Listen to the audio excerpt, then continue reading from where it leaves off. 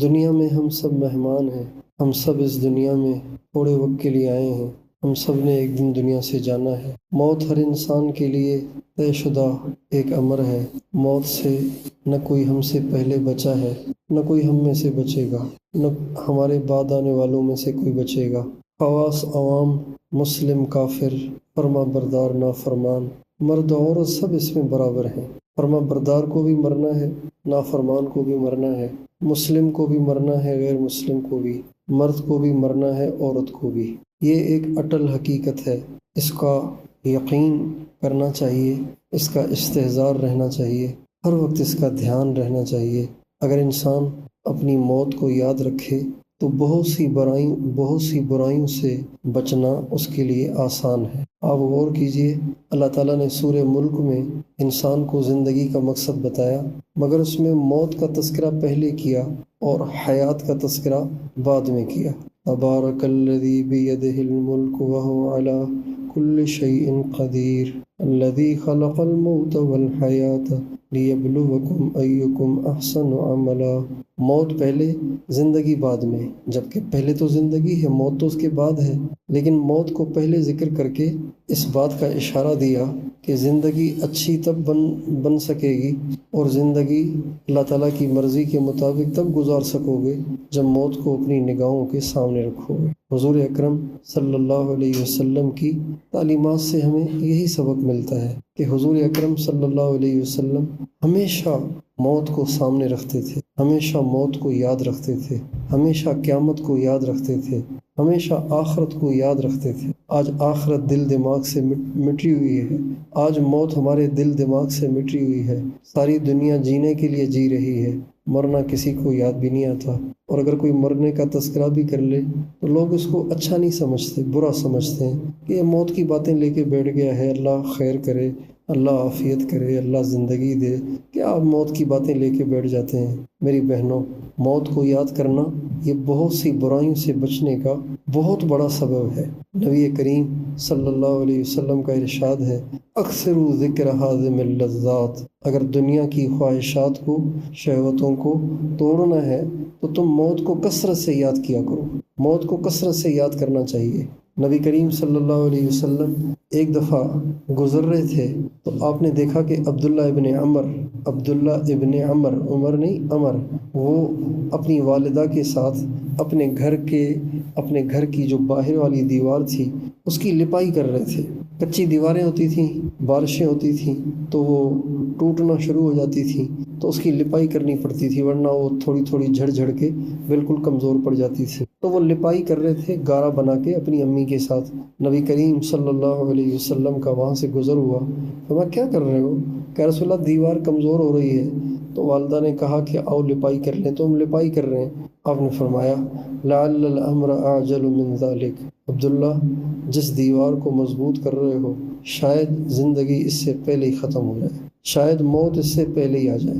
عبداللہ ابن عباس رضی اللہ عنہما فرماتے ہیں کہ نبی کریم صلی اللہ علیہ وسلم ایک دفعہ استنجا سے فارغ ہوئے تو آپ نے کچی دیوار تھی اس پہ ہاتھ مار کے تیمم کر لیا۔ تو میں نے کہا یا رسول اللہ، تیمم کے لیے تو پانی کا دور ہونا ضروری ہے، اذ الماء منک قریب، پانی تو آپ کے قریب ہی رکھا ہوا ہے چند قدم کے فاصلے پہ، تو آپ نے تیمم کر لیا، آپ آگے بڑھ کر چند قدم چل کے وضو فرما لیجئے۔ آپ نے فرمایا عبداللہ وما یدرینی لعلی لا ابلغہ، عبداللہ مجھے کیا خبر کہ میں چند قدم چل کر پانی تک پہنچوں گا یا اس سے پہلے ہی چلا جاؤں گا۔ اس لیے پانی تک پہنچنے کے لیے جو چند لمحے، جو چند سیکنڈ لگیں گے، میں چاہتا ہوں کہ وہ بھی میرے وضو کے ساتھ رہیں۔ علم دین پڑھنے والوں کو، علم دین پڑھانے والوں کو چاہیے کہ ہر وقت باوضو رہیں، اس سے رزق میں بھی برکت ہوتی ہے، شیطان بھی دور رہتا ہے، گناہوں کے خیالات سے بھی انسان بچا رہتا ہے، اور اس سے روحانی کیفیت بھی انسان کی اچھی رہتی ہے، وسوسے بھی نہیں آتے، اور جادو اور نظر کے جو حملے ہیں وہ بھی پھر اللہ تعالیٰ اس سے بھی حفاظت فرماتے ہیں۔ تو اللہ کے نبی کو اتنی موت یاد ہے کہ آپ فرماتے ہیں چند قدم پتہ نہیں چل سکوں گا یا اس سے پہلے ہی چلا جاؤں گا۔ آپ چٹائی پہ لیٹے ہوئے تھے، چٹائی پہ لیٹنے کی وجہ سے آپ کی پیٹھ میں نشان پڑ رہے تھے۔ عبداللہ ابن مسعود رضی اللہ تعالیٰ عنہ عرض کرنے لگے لو اتخذنا لک وطاء، آقا ہم آپ کے لیے نرم گدا بنا دیں جس پہ آپ آرام فرما لیا کریں۔ آپ کی پیٹھ پہ نشان پڑ رہے ہیں۔ آپ نے بڑی بے نیازی سے فرمایا مالی ولد دنیا، عبداللہ میں دنیا کا کیا کروں؟ ما انا فی الدنیا الا کراکب استظل تحت شجرۃ ثم راح وترکها۔ میری مثال تو مسافر کی سی ہے، جیسے مسافر، یہ جو عرب کے علاقے ہیں یہاں سایہ بہت کم ہوتا ہے، درخت چونکہ نہیں ہیں اس لیے سایہ بہت کم ہوتا ہے، تو مسافر چلتے چلتے چلتے چلتے کہیں درخت نظر آ جائے نا تو پھر وہاں ضرور تھوڑی دیر کے لیے سستاتے ہیں، وہاں پڑاؤ ڈالتے ہیں، آرام کرتے ہیں۔ تو مگر وہ پڑاؤ ہمیشہ کے لیے نہیں ہوتا، تھوڑی دیر کے لیے ہوتا ہے۔ پھر جب گرمی میں کمی آ جائے یا ہمت آ جائے تو پھر مسافر چلنا شروع کر دیتے ہیں۔ تو آپ فرماتے ہیں میں تو اس مسافر کی طرح سے ہوں جسے سایہ نہیں مل رہا تھا، پھر وہ سایہ ملا تو تھوڑی دیر کے لیے سستانے کے لیے وہاں لیٹ گیا، مگر تھوڑی دیر لیٹنے کے بعد پھر وہ اپنی منزل کو چل پڑا۔ تو آپ فرماتے ہیں میں یہاں رہنے نہیں آیا، میں نے یہاں گزارا کرنا ہے۔ تو جب آدمی کوئی مسافر کسی درخت کے نیچے سستاتا ہے تو یہ تھوڑی دیکھتا ہے کہ مرضی کا تکیہ ہے کہ نہیں، مرضی کا بچھونا ہے کہ نہیں، بلکہ یہ دیکھتا ہے کہ سایہ ہے نا، بس تھوڑی دیر سستا لو پھر اپنی منزل کو چل دیں گے۔ میری ماؤ بہنوں، آج ہماری زندگیوں سے موت ختم ہوئی ہے، موت کے تذکرے ختم ہوئے ہیں، آخرت کے تذکرے ختم ہوئے ہیں، ہماری مجالس آخرت کے تذکروں سے خالی ہیں، ہمارے گھر آخرت کے تذکروں سے خالی ہیں، ہمارے مدرسے بھی آخرت کے تذکروں سے خالی ہیں۔ ایسا دنیا کا بھوت سارے مردوں عورتوں پہ سوار ہوا ہے کہ بس عورتوں کو بننے سنورنے کا شوق رہتا ہے، مردوں کو کمانے کا شوق ہوتا ہے، گھومنے پھرنے کا شوق ہوتا ہے، اسی میں ہماری زندگی بیت رہی ہے۔ میری بہنوں، اگر انہی غفلتوں میں ہم زندگی گزار کے مر گئے، بتائیے اس جہان میں جانے کے بعد ہم کتنے پچھتائیں گے؟ یعنی وہاں جانا ہے جہاں کی ہم نے تیاری ہی نہیں کی، تو بتائیے کتنے پچھتائیں گے، کتنے روئیں گے۔ اس لیے مسلمان مرد عورت کو چاہیے کہ ہر وقت اپنی آخرت کو نگاہوں کے سامنے رکھے، موت کو نگاہوں کے سامنے رکھے۔ اللہ تعالیٰ فرماتے ہیں کل نفس ذائقۃ الموت۔ اللہ اکبر، کتنی عجیب آیت ہے، کتنے خوفناک انداز کے ساتھ اللہ تعالیٰ ہم سب کو الٹیمیٹم دے رہے ہیں۔ کل نفس ذائقۃ الموت۔ اے اپنے حسن پہ اترانے والی، اے اپنے حسن پہ اترانے والے، اے اپنی طاقت پہ اترانے والے، اے اپنی قوت پہ اور اپنی کرسی اور عہدے پہ اترانے والے، اے اپنے بنگلوں، اپنے زیوروں، اپنے کپڑوں پہ اترانے والوں، یاد رکھو تم نے موت کا پیالہ پینا ہے، تم نے ایک دن مرنا ہے، اس دنیا کو چھوڑنا ہے۔ آج بے شک تمہاری بلے بلے ہے، ایک دن آئے گا کہ تمہیں کپڑوں میں لپیٹ کے مٹی کے کھڈے میں اتار دیا جائے گا، پھر تمہارے اپنے بھی تمہیں کبھی وہاں فاتحہ پڑھنے کے لیے نہیں آئیں گے۔ دنیا بہت مصروف ہو گئی ہے، لوگوں کے پاس ماؤں کی قبروں پہ جانے کا بھی ٹائم نہیں ہے، اپنے باپ کی قبروں پہ بھی جانے کا ٹائم نہیں ہے۔ جنہوں نے پیشاب اٹھائے، پاخانے اٹھائے، پال پوس کے جوان کیا، گھر دیے، جائیدادیں دیں، کاروبار دیے، لوگوں کے پاس ان کے لیے بھی ٹائم نہیں ہے فاتحہ پڑھنے کا، ان کی قبر کی زیارت کرنے کا۔ اس لیے جو کچھ کرنا ہے وہ میں نے آپ نے ہی کرنا ہے، بعد والوں نے نہیں کرنا، بعد والوں نے کچھ نہیں کرنا، میں نے اور آپ نے کرنا ہے۔ ہر وقت ہمیں اس کی فکر دامن گیر رہے۔ مدرسے کی پڑھنے والی طالبات اور مدرسے میں پڑھانے والی معلمات، یہ بھی اگر دنیا کے نشے میں رہیں، یہ بھی اگر دنیا کے شوق میں رہیں، یہ بھی سوچیں کہ برقعے ایسے ہوں، کپڑے ایسے ہوں، جوتے ایسے ہوں، اس فنکشن میں جانا ہے، اس فنکشن میں جانا ہے، اس تقریب میں جانا ہے، اس تقریب میں جانا ہے، میرے یہ مطالبے، میری یہ ڈیمانڈز، اگر یہ بھی یہی سوچتی رہیں تو بتائیے پھر حضور اکرم صلی اللہ علیہ وسلم کے نہج پر زندگی گزارنے والا کون ہوگا؟ ہمارے استاد محترم ایک شعر پڑھا کرتے تھے، وہ فرماتے تھے کفر چونکا ببر خیزد کجا ماند مسلمانی۔ جب کعبے سے ہی کفر کی دعوت چلے تو بتائیے پھر اسلام کہاں رہے گا؟ جب یہ مدارس والے اور مدرسے میں پڑھانے والیاں اور مدرسے میں پڑھنے والیاں اور دین کا کام کرنے والے مرد عورتیں یہی جب دنیا کی محبت میں گرفتار ہوں تو پھر جو دنیا میں دھنسے ہوئے ہیں ان کا کیا حال ہوگا؟ اس لیے آخرت ہر وقت سامنے ہونی چاہیے، ہر وقت آخرت کا دھیان، آخرت کا تصور ہونا چاہیے۔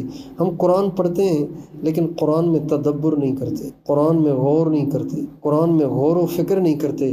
آپ غور و فکر سے قرآن پڑھیں، قرآن بھرا پڑا ہے، ہر طرف قیامت قیامت قیامت، جہنم جہنم، جنت جنت، دنیا کی بے ثباتی، اتنا اس کا تکرار ہے کہ اگر کوئی غور و فکر سے پڑھے تو اس کے دل سے دنیا ہمیشہ کے لیے مٹ سکتی ہے، ہمیشہ کے لیے مٹ سکتی ہے، ہمیشہ کے لیے مٹ سکتی ہے۔ اللہ تعالیٰ فرماتے ہیں اس آیت میں، اللہ تعالیٰ دعوت فکر دے رہے ہیں دنیا کے سارے انسانوں کو، خاص طور پر ان کو جو قرآن کو سمجھتے ہیں کہ تم کس چیز کی دوڑ لگائے جا رہے ہو، کس چیز میں مقابلہ کیے جا رہے ہو، کس چیز میں ایک دوسرے سے آگے بڑھنے کی کوشش کیے جا رہے ہو۔ دوڑ لگانی ہے تو جنت کی لگاؤ نا، جنت کی لگاؤ جس کی چوڑائی زمین آسمان کے برابر ہے، اتنی خوبصورت جنت۔ سارا قرآن جنت کے تذکروں سے بھرا پڑا ہے، سارا قرآن جہنم کے تذکروں سے بھرا پڑا ہے۔ اس وقت سبتوں کو جو فکر دامن گیر ہے، یار کہیں غریب نہ ہو جائے، کہیں تنگ دستی نہ آ جائے، کہیں یہ نہ ہو جائے، کہیں وہ نہ ہو جائے۔ ہر ایک فقر سے ڈرتا ہے، غربت سے ڈرتا ہے، بنگلے نہ نکل جائیں ہاتھ سے، گاڑیاں نہ چھوٹ جائیں ہاتھ سے، کپڑے اور زیور اور یہ چیزیں وہ چیزیں کہیں ان سے محرومی نہ ہو جائے۔ اللہ تعالیٰ فرماتے ہیں یہ کوئی چیزیں ہیں کہ جن کے چھوٹ جانے کا تمہیں اندیشہ اور ٹینشن اور فکر ہو رہی ہے۔ یہ چیزیں چھوٹ بھی گئیں تو کیا ہوا؟ تمہارے نبی کی زندگی فقیرانہ نہیں تھی، ہمارے نبی کی زندگی صلی اللہ علیہ وسلم کی زندگی کتنی غربت والی تھی، کتنی تنگی والی تھی۔ آپ کے پاس بعض دفعہ ایک جوڑا ہوتا، آپ میلا ہو جاتا، آپ لنگی پہن کے بیٹھ جاتے اور آپ اس کو دھوتے تھے، اپنے ہاتھ سے دھوتے تھے، اس کو خشک کرنے کے لیے رکھتے تھے۔ حضرت بلال رضی اللہ عنہ تشریف لا حاضر خدمت ہوئے، یا رسول اللہ مسلمان انتظار کر رہے ہیں نماز پہ آپ کا۔ آپ نے جواب دیا بلال میرے پاس ایک ہی جوڑا ہے، میں نے اس کو دھو کے سکھانے کے لیے رکھا ہوا ہے، وہ خشک ہوگا تو پہن کے آ جاؤں گا، پھر نماز پڑھا لوں گا۔ آپ جس گھر میں رہتے تھے اس کی چھت اتنی نیچے تھی، اتنی نیچے تھی، اتنی نیچے تھی کہ ہاتھ اوپر اٹھاؤ تو ہاتھ چھت کو جا لگتا تھا، اتنی آپ کی چھت نیچی تھی۔ اور گھر آپ کا جس گھر میں آپ نے زندگی گزاری مدینہ منورہ میں، اس کا جو ناپ ہے وہ علماء نے، سیرت نگاروں نے لکھا ہے کہ 10 فٹ چوڑا، 10 فٹ لمبا، 15 فٹ چوڑا، یہ آپ کا ٹوٹل گھر تھا جس میں آپ نے اپنی ساری زندگی گزار دی۔ کبھی آپ کو شوق نہیں ہوا کہ میرا گھر ایسا ہو، کبھی آپ کو شوق نہیں ہوا، کبھی آپ کو شوق نہیں ہوا کہ میری سواری ایسی ہو۔ آپ گدھے پہ بھی بیٹھ جایا کرتے تھے، آپ خچر پہ بھی بیٹھ جایا کرتے تھے۔ گھوڑے پہ آپ نے سواری فرمائی ہے لیکن بہت کم، آپ نے اونٹنی پہ سواری کی ہے، گدھے پہ سواری کی ہے، خچر پہ سواری کی ہے۔ لباس بھی سیدھا سادھا اور آپ کا گھر بھی سیدھا سادھا، آپ کی سواری بھی سیدھی سادھی، اور آپ کی دعا بھی یہ ہوتی تھی اللہم احینی مسکینہ وامتنی مسکینہ واحشرنی فی زمرۃ المساکین۔ اے رب کریم میں مسکین بن کر جینا چاہتا ہوں، مسکینی کی حالت میں مرنا چاہتا ہوں، اور مسکینوں ہی میں قیامت کے دن اٹھنا چاہتا ہوں۔ آپ کو غربت سے، جس چیز سے امت کو آج سب سے زیادہ نفرت ہے نا، یعنی غربت سے، ہمارے نبی کو سب سے زیادہ اس سے محبت تھی، غربت سے آپ کو بڑی محبت تھی۔ آپ غریبوں کے ساتھ بیٹھا کرتے تھے، آپ غریبوں سے محبت کیا کرتے تھے، اور آپ خود غریب بن کر رہتے تھے، مالدار بن کے نہیں رہتے تھے۔ آپ صلی اللہ علیہ وسلم اپنے کمرے میں لیٹے ہوئے تھے اور حضرت عمر حاضر خدمت ہوئے اجازت لے کر جب آئے تو حضرت عمر کہتے ہیں میں نے آپ علیہ السلام کے اس کمرے میں چاروں طرف نظر دوڑائی جس میں آپ ٹھہرے ہوئے تھے، تو میں نے دیکھا کہ آپ علیہ السلام ایک بوریے پہ لیٹے ہوئے تھے، بوریے پہ، جس کی وجہ سے آپ کی پیٹھ میں نشان پڑ رہے تھے۔ اور سارے گھر میں جو نظر دوڑائی، نہ ٹیبل، نہ کرسیاں، نہ فرنیچر، نہ چارپائی، نہ تخت، اور نہ ہی کوئی کھانے پینے کا سامان، نہ ہی کوئی برتن، بلکہ کہتے ہیں میں نے پورے گھر میں نظر دوڑائی تو ایک طرف مٹھی برابر کچے جو پڑے ہوئے تھے اور ایک طرف ایک کھال پڑی ہوئی تھی جس کی دباغت بھی ہوئی نہیں تھی۔ بس یہ ٹوٹل ہمارے نبی کے گھر کی کل دنیا تھی۔ حضرت عمر کہتے ہیں میں نے جب اللہ کے نبی کے گھر کی یہ بے سر و سامانی دیکھی تو میری آنکھوں سے آنسو بہہ پڑے۔ آپ علیہ السلام نے پوچھا ما یبکیک یا عمر، عمر کس بات پہ رونا آیا؟ میں نے کہا یا رسول اللہ میں کیسر و کسریٰ کو یاد کر رہا ہوں کہ وہ اللہ کے دشمن ہیں لیکن ان کے پاس کتنے سہولت کے سامان ہیں، اور یہاں اللہ کے حبیب کے گھر کو دیکھ رہا ہوں کہ بالکل ہی خالی پڑا ہوا ہے، نہ کوئی کھانے کی چیز نہ کوئی سہولت کا سامان۔ آپ علیہ السلام ایک دم اٹھ کے بیٹھ گئے اور آپ نے فرمایا عمر کیا اب تک دھوکے میں پڑے ہوئے تھے؟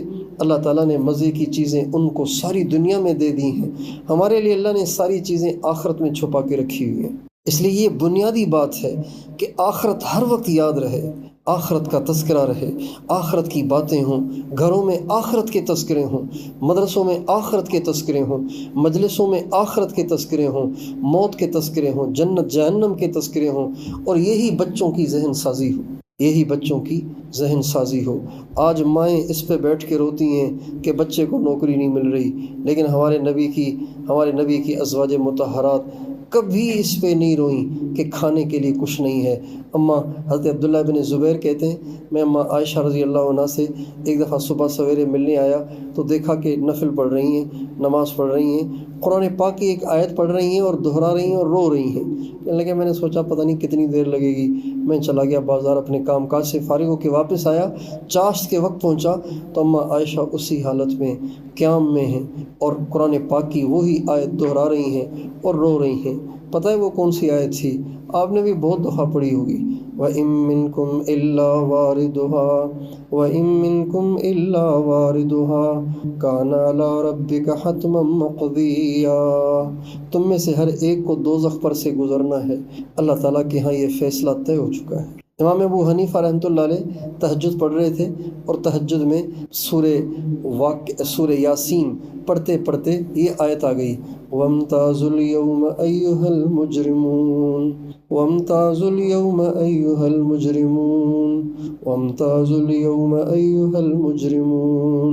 اے مجرموں، اے نافرمانوں، اے مجرموں الگ ہو جاؤ، آج تمہارا حساب الگ ہوگا، آج تمہارے ساتھ معاملہ الگ ہوگا، نیکوں والا نہیں ہوگا۔ دنیا میں تم سارے اکٹھے تھے، یہاں سب کا ایک جیسا معاملہ نہیں ہوگا۔ فرما برداروں کے لیے الگ ٹھکانہ ہے، نافرمانوں کے لیے الگ ٹھکانہ ہے۔ یہ قیامت کے دن اعلان ہوگا۔ جب یہ اعلان ہوگا نا تو صدیقین اور شہداء بھی تھر تھر کانپ رہے ہوں گے، کیونکہ خود تو فیصلہ نہیں کرنا کہ میں مجرم ہوں کہ نہیں ہوں۔ مجرم کون نہیں ہے؟ سارے ہی مجرم ہیں، سارے ہی گناہ گار ہیں۔ امام اعظم ابو حنیفہ رحمۃ اللہ علیہ تہجد پڑھ رہے ہیں، تہجد میں اس آیت پہ پہنچے، روتے روتے روتے روتے صبح کر گئی۔ یہ قیامت ہے، یہ قیامت کے تذکرے ہیں۔ حضرت عمر رضی اللہ عنہ فجر کی نماز میں لمبی لمبی صورتیں پڑھتے اور پھر ان میں اتنا روتے تھے کہ حضرت آپ علیہ الصلوۃ والسلام کی اتنی لمبی چوڑی مسجد کی آخری صفوں میں ان کے رونے کی آواز آتی تھی۔ بعض دفعہ پڑھتے پڑھتے گر جاتے اور کئی دن تک بیمار رہتے۔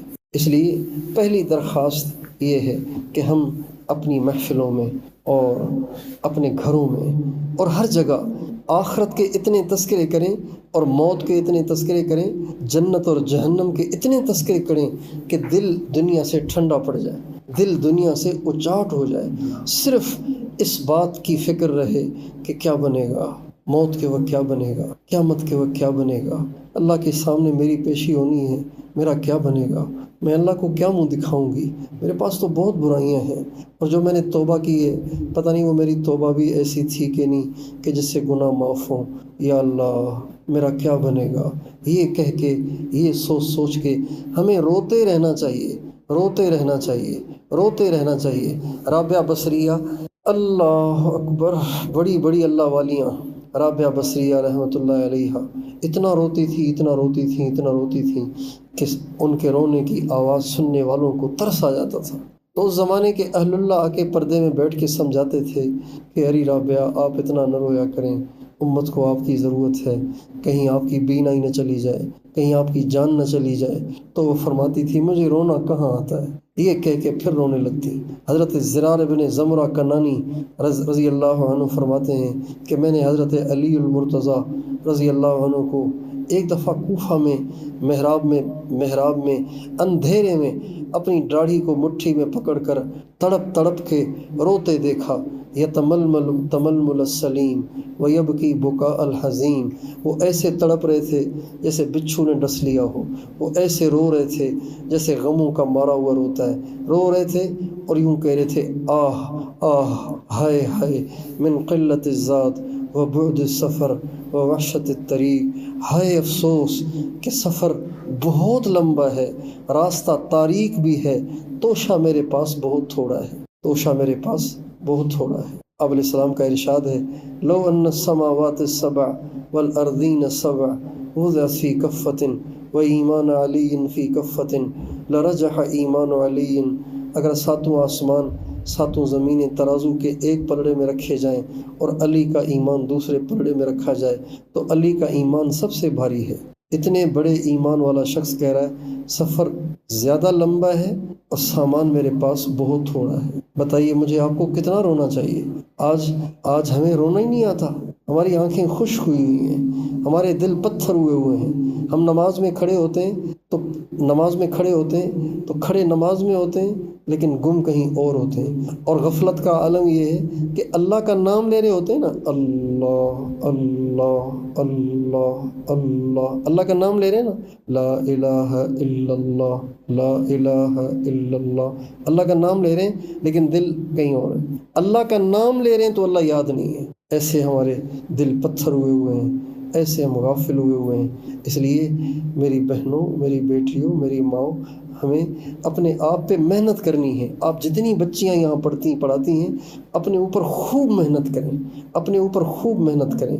इल्म भी पढ़ें, अमल भी पढ़ें, इल्म भी पढ़ें, अमल भी पढ़ें, इल्म भी सीखें, अमल भी सीखें, अपने अंदर सिफ़ात पैदा करें। ये बुनियादी सिफ़त है कि आखिरत सवार हो, आखिरत सवार हो, आखिरत हमारे ऊपर छाई रहे, दुनिया से दिल हमारा ठंडा हुआ हो। जैसा कैसा मिल जाए हम खा लिया करें, जैसा कैसा मिल जाए हम पहन लिया करें। दुनिया का मामला अलग है, आखिरत का मामला अलग है।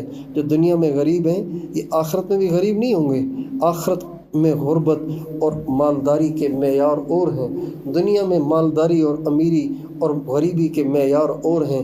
दुनिया में जिसके पास पैसा है वो अमीर कहलाता है, जिसके पास पैसा नहीं है वो गरीब कहलाता है। लेकिन आखिरत में जिसके पास अमल नहीं होगा वो गरीब होगा, चाहे वो खरबपति हो, चाहे वो किसी मुल्क का वज़ीर आज़म और बादशाह क्यों ना हो, लेकिन वो गरीब होगा।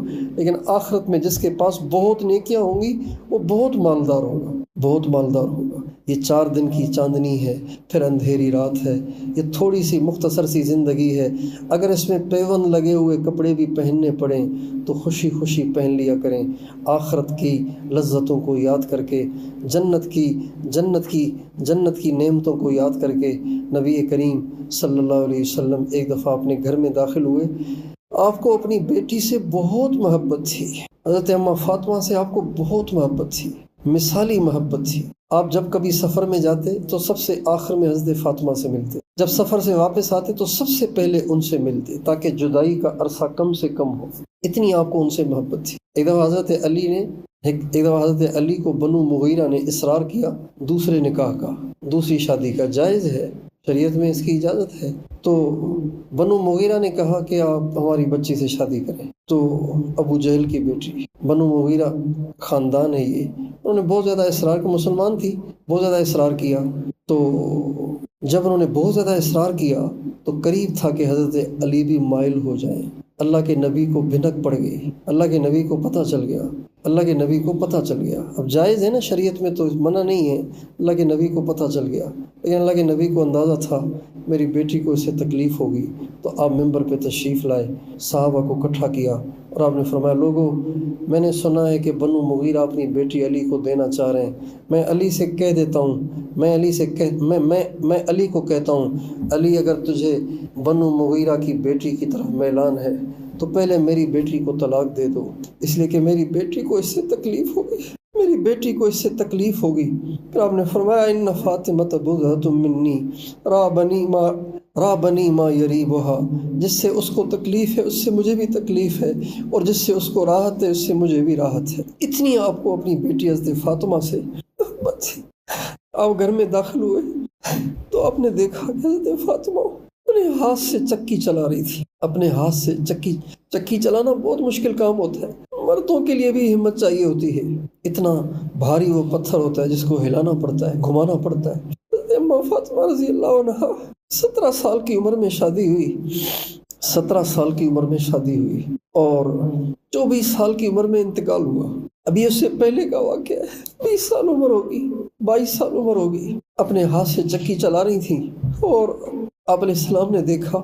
चक्की चलाना तो खैर उस ज़माने का मामूल था, लेकिन आपने देखा कि हज़रत फातिमा रज़ी अल्लाह अन्हा ने अपना सर छुपाने के लिए वो कपड़ा डाला हुआ था जो ऊँट की पीठ पे डाला जाता है, जिस पे सामान लादा जाता है, जो पुराना भी होता है, मैला भी होता है, उसको डाला हुआ है सर छुपाने के लिए।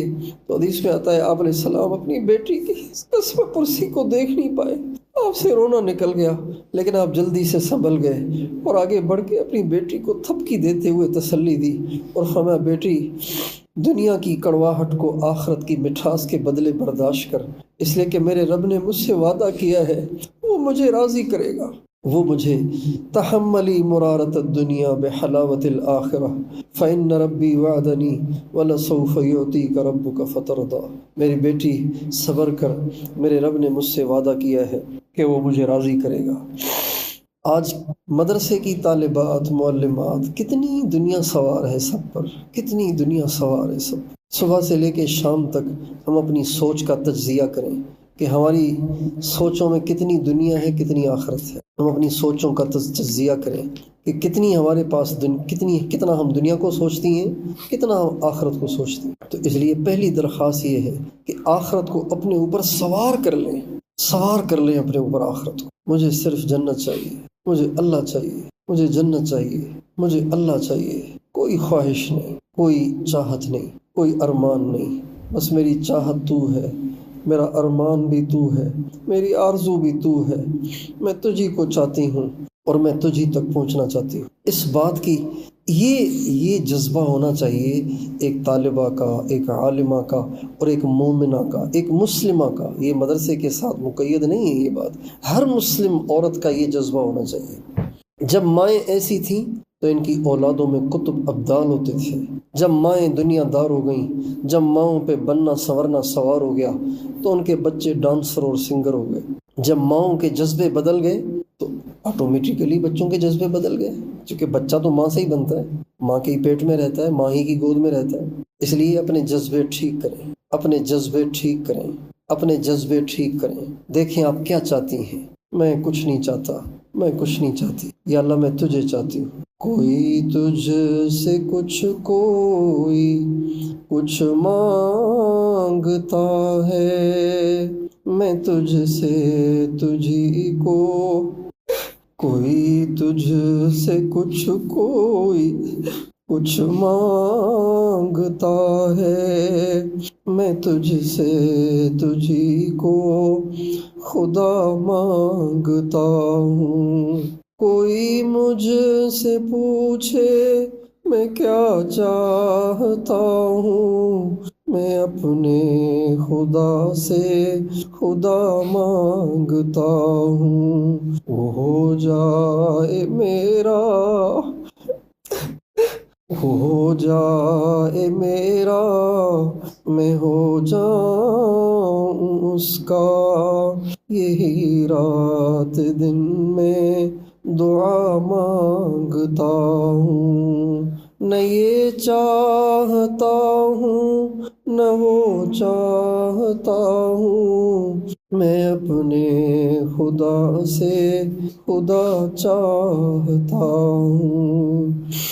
ये जज्बा होना चाहिए एक मुस्लिम मर्द और औरत का, ये जज्बा होना चाहिए एक मुमिन मर्द और औरत का। हम अपना तज्जिया करें, अपना जायज़ा लें कि हम कहाँ हैं, हम क्यों ऐसे हैं। और ख़ास तौर पर ये मदरसे से ताल्लुक़ रखने वाली बच्चियाँ, बेटियाँ, बहनें, ये अपना अपना कस के तज्जिया करें। हम क्यों ऐसे हैं, हमें क्या होना चाहिए था, आप क्यों ऐसी हैं, आपको क्या होना चाहिए था, क्या जज्बात होने चाहिए थे, क्या ख्यालात होने चाहिए थे, क्या अरमान होने चाहिए थे, क्या चाहतें होनी चाहिए थी, क्या मंजिल होनी चाहिए थी। अल्लाह, जब ये आखिरत का जहन बनेगा तो फिर नमाज के लिए कहना नहीं पड़ेगा, फिर अजान के बाद बेचैनी शुरू हो जाती है, बल्कि अजान का इंतज़ार रहता है। अजान क्यों नहीं हो रही, میں اب اللہ کے سامنے لپٹ لپٹ کے میں سجدے کروں، وہ ٹائم کب آئے گا؟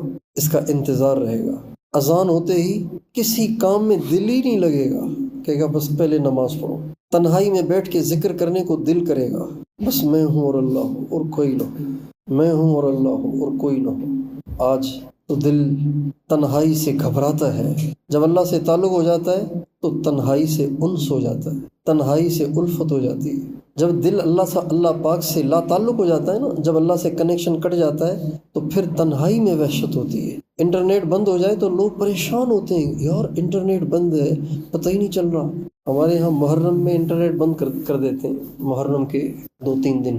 تو کسی نے کہا یار ایسے جیسے جنگل میں بیٹھے ہوئے ہیں، پتہ نہیں انٹرنیٹ چل ہی نہیں رہا، پتہ ہی نہیں چل رہا دنیا میں کیا ہو رہا ہے۔ اتنے ہم مخلوق سے اور مخلوق کے روابط سے اتنے مانوس ہو گئے ہیں کہ اب ہمیں تنہائی میں، یکسوئی میں وحشت ہوتی ہے۔ اللہ والوں کو تنہائی سے وحشت نہیں ہوتی، اللہ والوں کا دل ہی چاہتا ہے کہ تنہائی میں رہوں، کوئی میرے پاس نہ ہو۔ حضرت پیران پیر غوث اعظم شیخ عبد القادر جیلانی رحمۃ اللہ علیہ کا ارشاد ہے کہ دل تو چاہتا ہے کسی جنگل میں چلا جاؤں، لا اعرف احدا ولا يعرفني احد، ایسی جگہ چلا جاؤں جہاں نہ میں کسی کو جانتا ہوں نہ مجھے کوئی جانتا ہو، بس میں ہوں اور اللہ ہوں۔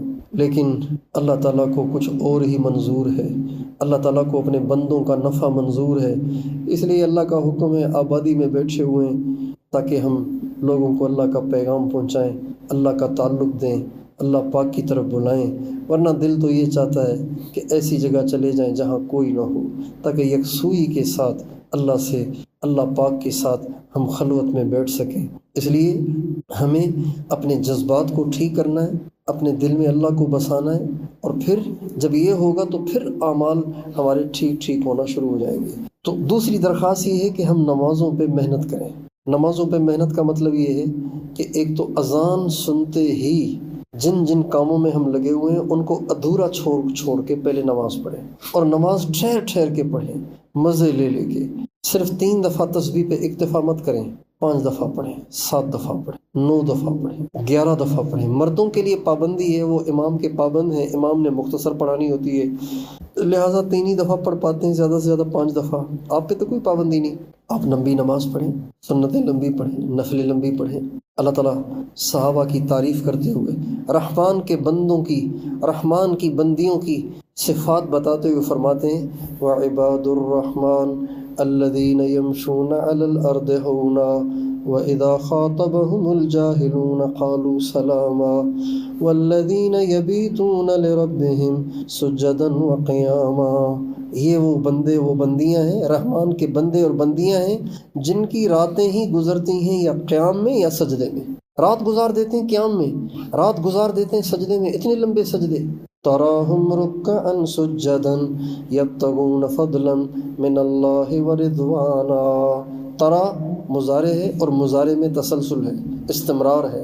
دیکھے گا تو اپنے صحابہ کو کہ وہ رکوع میں ہیں یا سجدے میں ہیں، اور وہ اپنے رب کی رضا کو تلاش کرتے ہیں، اس کے طالب ہیں، اس کے متمنی، اس کے متلاشی ہیں۔ اللہ گواہی دے رہے ہیں ان کے لیے۔ کانوا قلیلا من اللیل ما یہجعون وبالاسحار ہم یستغفرون۔ یہ ماضی استمراری ہے، تھوڑا سویا کرتے تھے، زیادہ جاگا کرتے تھے، اور جب صبح صادق کا وقت قریب آتا ہے تو اس وقت وہ بیٹھ کے اپنے رب سے اپنے گناہوں کی معافی چاہتے ہیں، استغفار کرتے ہیں۔ اس لیے آپ سب اپنی نمازوں پہ محنت کریں اور نمازوں کا اہتمام کریں۔ جلدی مت پڑھیں، سکون سے پڑھیں، نماز میں ہلیں نہیں، حرکت نہ کریں، کھجائیں نہیں، بلکہ سکون سے پڑھیں، ایسے جیسے لکڑی گڑی ہوئی ہے۔ لمبی نماز پڑھیں سکون سے، ٹھہر کے، 2 سجدوں کے درمیان وقفہ دیں، اور رکوع کے بعد وقفہ دیں، اور قیام لمبا کریں، سجدے لمبے کریں، اور اذان ہوتے ہی نماز شروع کر لیں، تاخیر نہ کریں اس میں۔ اپنے کام کاج درمیان میں چھوڑ کے اپنے عمل سے اللہ پاک سے محبت کا اظہار کریں۔ یا اللہ، آپ کی آواز آئی نا تو میں چائے پی رہی تھی، مجھے بہت سر میں درد تھا، ابھی چسکی ہی لی تھی کہ مؤذن کی آواز آ گئی، اے اللہ میں نے چائے چھوڑ کے میں نے مصلی پہ آ کے تیرے سامنے حاضری دی ہے، اے اللہ مجھے تجھ سے بہت محبت ہے۔ اللہ تعالیٰ سے محبت کا یہ اظہار ہے، اس کی کوشش کریں، اپنی نمازوں پہ محنت کریں۔ جو نمازوں پہ محنت کرتے ہیں آہستہ آہستہ ان کی زندگی سے برائیاں ایک ہی ہو کے نکل جاتی ہیں۔ اللہ تعالیٰ فرماتے ہیں ان الصلاۃ تنہی عن الفحشاء والمنکر، نماز بے حیائی چھڑا دیتی ہے۔ تنہا کا معنی چھڑا دیتی ہے، نماز بے حیائی چھڑا دیتی ہے، نماز گناہ کے کام چھڑا دیتی ہے۔ نماز میں اللہ نے ایسی تاثیر، اور صبح شام کچھ دیر ذکر کی کوشش کریں، ذکر کی کوشش کریں، کچھ دیر بیٹھ کے اللہ کو یاد کیا کریں، اللہ کے نبی پہ درود پڑھا کریں، اور اللہ پاک سے اپنے گناہوں کی معافی مانگا کریں۔ قرآن پاک کی تلاوت تدبر کے ساتھ کریں، دھیان سے کریں۔ اللہ تعالیٰ فرماتے ہیں افلا یتدبرون القرآن ام علی قلوب اقفالها، کیا ان کے دل پہ تالے لگ گئے ہیں، یہ قرآن میں غور کیوں نہیں کرتے؟ تہجد کا اہتمام کریں، یہ دیندار عورتیں تو تہجد ضرور پڑھا کریں، مدرسے میں پڑھانے والی بچیاں ضرور تہجد پڑھا کریں۔ بہت سی بچیوں کو یہ پریشانی ہے کہ رشتے نہیں ہو رہے۔ ایک تو ہر طرف لڑکیاں زیادہ ہو رہی ہیں، لڑکے کم ہو رہے ہیں۔ اب بتائیے رشتے، اب ہر ایک دیکھتا ہے پیسے کو، ہر ایک دیکھتا ہے دنیاوی کوالیفیکیشن کو، ہر ایک دیکھتا ہے کہ آج کل یہ بھی دیکھتے ہیں کہ نوکری کرتی ہے کہ نہیں کرتی، یعنی کمانے والی بھی ہو تاکہ ہم گھر میں پڑے رہیں اور عورتیں کما کے ہمیں کھلاتی رہیں۔ تو اب وہ مدرسے میں پڑھنے والی بچیاں بیچاری ٹینشن سے نفسیاتی مریض بنتی چلی جاتی ہیں، سوچ کے ہمارے رشتے کیسے ہوں گے، اور پھر اس کے لیے ان کو وظیفے بتائے جاتے ہیں لمبے لمبے، جن سے ان کا اور دماغ خشک ہو جاتا ہے۔ آپ کو چاہیے کہ آپ تہجد کا اہتمام کریں۔ جب آخری رات کا تہائی حصہ رہ جاتا ہے، اللہ تعالیٰ پہلے آسمان پہ تشریف لاتے ہیں اور فرماتے ہیں هل من داع فاستجیب له، کوئی ہے دعا کرنے والا جس کی میں دعا قبول کروں؟ هل من سائل فاعطیہ، کوئی ہے تم میں سے سوال کرنے والا کہ میں اس کی جھولیاں بھر دوں؟ هل من مستغفر فاغفر له، کوئی ہے گناہ گار، گناہوں کی معافی چاہنے والا، میں اس کے گناہوں کو معاف کروں؟ آپ کو تو اللہ نے ایسے اعمال دیے ہوئے ہیں۔ رات کے آخری پہر میں اٹھا کریں، صبح صادق سے پون گھنٹہ پہلے تو اٹھ ہی جانا چاہیے۔ 15 منٹ میں اپنی ضروریات سے فارغ ہو کے پھر آدھا گھنٹہ دعا اور نماز میں صرف کرنا چاہیے۔ اللہ پاک سے رو کے اپنی ہر حاجت کو مانگنا چاہیے۔ اللہ پاک سے باتیں کیا کریں، اللہ سنتے ہیں۔ جب بندہ بندی اپنے دل کے دکھڑے اس کو سناتی ہے، اللہ پاک کو بہت اس پہ پیار آتا ہے، اللہ کو بہت اچھا لگتا ہے وہ بندہ اور بندی جو اللہ پاک کو اپنے سارے دکھ سناتا ہے۔ اللہ پاک اس کے کام یا تو کر دیتا ہے یا اس کو سکون دے دیتا ہے۔ مثلا ایک آدمی کو خواہش ہے کہ میرے پاس اپنا گھر ہو، اب وہ رو کے روزانہ مانگتا ہے یا اللہ کرائے کے گھروں میں رہ کے ہم تھک گئے ہیں، یا اللہ اپنا گھر دے، اور روزانہ اللہ سے مانگ رہا ہے رو کے۔ اب ان دعاؤں کا نتیجہ یا تو یہ ہوگا اللہ اس کو گھر دے دے گا، یا اللہ تعالیٰ اس کے دل سے اپنے گھر کی طلب ہی نکال دے گا، سکون دے دے گا اس کو۔ اس لیے دعا نہیں چھوڑنی چاہیے۔ اور اللہ پاک اپنے بندے کے ساتھ وہ کرتا ہے جس میں بندے کی بہتری ہو، اور غیبت سے بچیں، بے پردگی سے بچیں۔ برقعے وہ نہ پہنیں جن برقعوں کو اوڑھی ہوئی عورت جب گزرتی ہے تو گندے لوگوں کی گندی نگاہیں اس پہ پڑتی ہیں، بلکہ ایسے برقعے اوڑھا کریں کہ جن برقعوں کو اوڑھنے کے بعد کسی کا دیکھنے کو دل ہی نہ کرے۔ ایسے برقعے اوڑھنے چاہیے، ایسے برقعے پہننے چاہیے۔ اب برقع پہنتے ہیں اوروں کی نگاہوں سے چھپنے کے لیے، اور برقع ہی ایسا پہنا ہوا ہے کہ نگاہیں اٹھ رہی ہیں، تو فائدہ کیا ہوا برقعے کا؟ پھر برقعے کا پورا فائدہ تو نہ ہوا۔ اس لیے برقع ایسا اوڑھنا چاہیے کہ جس سے دل ہی نہ کرے کسی کا دیکھنے کو۔ گندی نگاہوں سے اپنے آپ کو بچانا یہ عورت کی ذمہ داری ہے۔ جیسے بٹوے میں پڑے ہوئے پیسوں کو ہم نے بچانا ہے، اور لاکر میں رکھے ہوئے زیورات کو ہم محفوظ رکھتے ہیں اور عورتیں رکھتی ہیں، اسی طرح سے عورت کو گندی نگاہوں سے بھی اپنے آپ کو بچانا ہے۔ اور اس کی صورت یہ ہے کہ لباس ایسا ہو، باہر نکلے تو لباس ایسا ہو، برقع ایسا ہو کہ دیکھنے کو دل ہی نہ کرے کسی کا۔ کوئی جا رہی ہوگی بڑی اماں، چاہے چھوٹی بچی جا رہی ہے، لیکن وہ برقع ہی ایسا پہنے کہ کسی کا دل ہی نہ کرے۔ یہ آپ کی ذمہ داری ہے۔ اپنے گھروں میں دین کا ماحول بنائیں، اپنے گھروں میں دین کی فضا بنائیں۔ اگر آپ کے گھر میں کوئی دین پہ نہیں چل رہا تو اس کے لیے بہت رو رو کے اللہ سے دعا کریں، دل اللہ کے ہاتھ میں ہے، اور پیار سے ان کو بار بار سمجھائیں، سختی نہ کریں۔ اس سے انشاءاللہ آہستہ آہستہ ہمارے گھروں میں دین کا ماحول بنتا چلا جائے گا۔ اللہ تعالی ہم سب کو ان تمام باتوں کو سمجھنے اور ان پر عمل کرنے کی توفیق عطا فرمائے۔